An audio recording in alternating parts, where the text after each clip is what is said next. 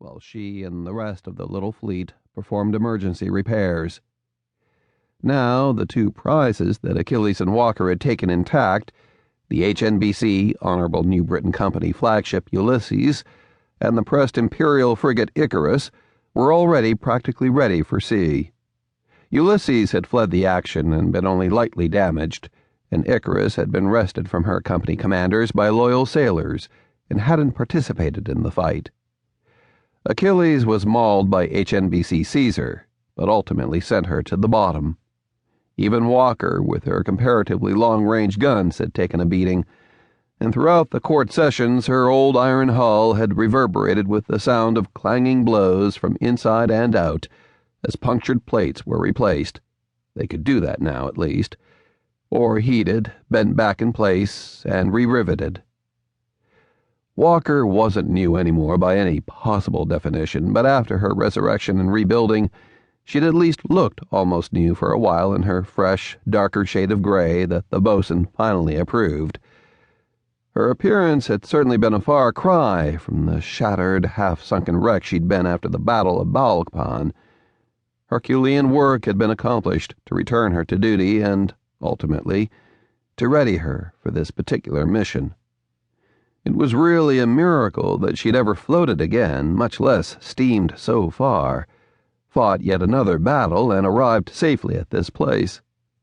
Sometimes, when Matt gazed at her, he had difficulty believing she had. Neither Matt nor the bosun had participated in her refloating and rebuilding.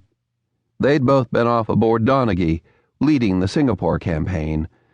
They hadn't witnessed the unending hours of wrenching labor, ingenuity, and tireless dedication that resulted in her gradual but almost complete restoration. They'd returned home from the war in the West, prepared to embark on literally anything available to chase the company criminal, Walter Billingsley, who had abducted Princess Rebecca, Sandra Tucker, Sister Audrey, Dennis Silva, and Abel Cook. Kidnapping the princess was bad enough. She and her lizard friend, Lawrence, who'd also been taken, were heroes of the Alliance, and the Lemurians held them to their hearts. But Sandra's abduction was even worse, if that was possible. Not only was she a much-beloved heroine who'd saved literally thousands of lives with her own hands and her medical and organizational skill, she was the woman Matthew Reddy loved. They weren't married or even officially engaged, but that made no difference to the Lemurian cats. To them, she was their Supreme Commander's mate. Nothing, not even the all-important war, could, or should, interfere with his pursuit of her captors. There was genuine concern for the other hostages, too. Sister Audrey had few detractors, despite her heretical teachings. Quite a number had even converted to her church.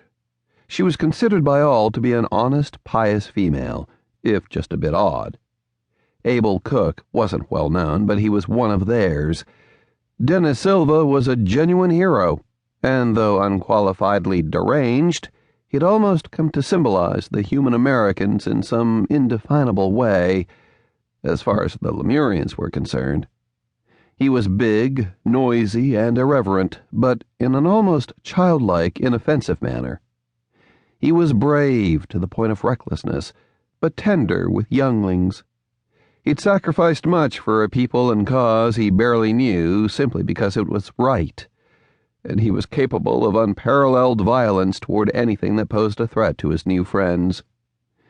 His ongoing affairs with human nurse Pam Cross, as well as the equally rambunctious Lemurian Riza Sabat, were also a source of much gossip and amusement among the allied cats, even though, and perhaps because, the affair seemed to cause such consternation among his own people.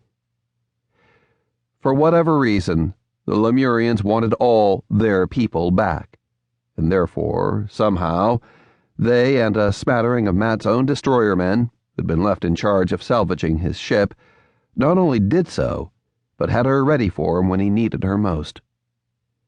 Matt rubbed his eyes. It had been a miracle, sure enough. But he'd almost begun to expect miracles with the Lemurians and his Destroyermen. All his people were concerned.